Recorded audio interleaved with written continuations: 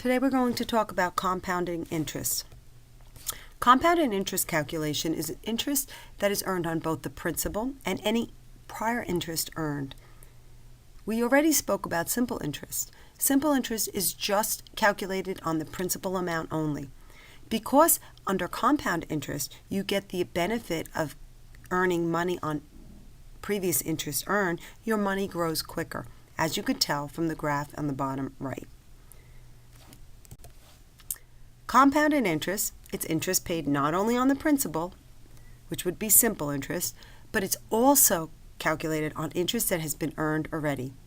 The formula for compounded interest is below. A being the final dollar amount or the total dollar amount. And as with the simple interest calculation, P stands for principal, R is the rate of interest, T is the number of years. And then we have N, which is a new value for compounding because we need to know the number of compounding periods per year. Interest can be compounded in many ways. Some of the more common compounding interest periods are below: annually, semi-annually or twice a year, quarterly, 4 times a year, monthly, 12 times a year. Interest can even be compounded daily or 365 days a year.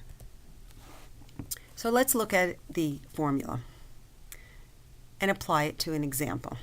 If David invests $1,800 in a saving account that pays 4.5% interest that is compounded semi-annually, what is the value of the investment in 12 years?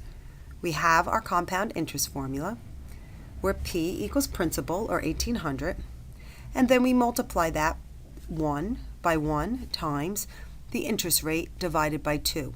We divide it by 2, which is the number of times it is compounded in a year.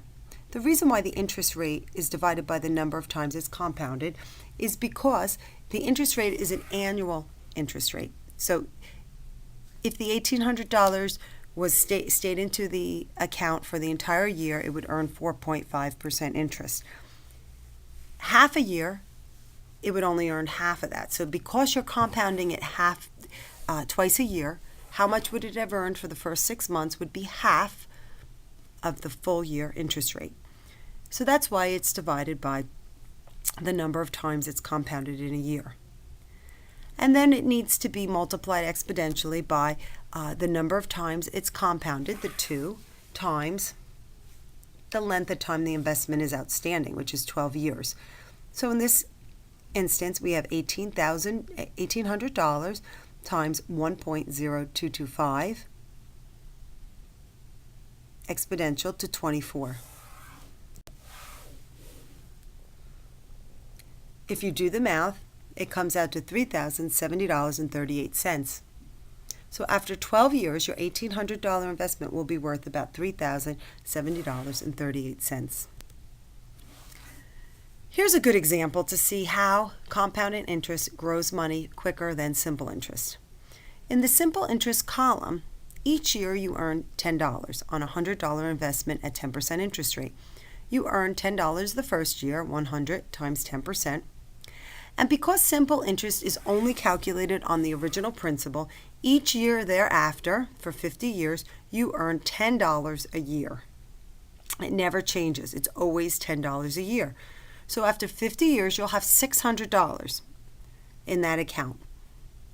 Versus compounded interest. The first year it also earns $10. $100 times 10% interest of $10.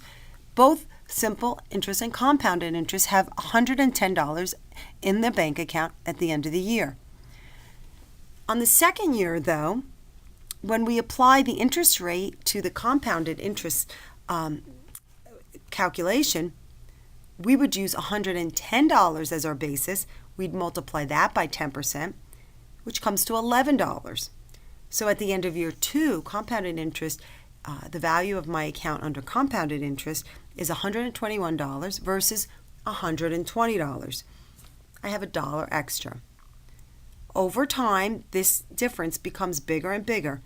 And if you look 50 years out, my $100 investment, due to the power of compounding, is now worth $11,739.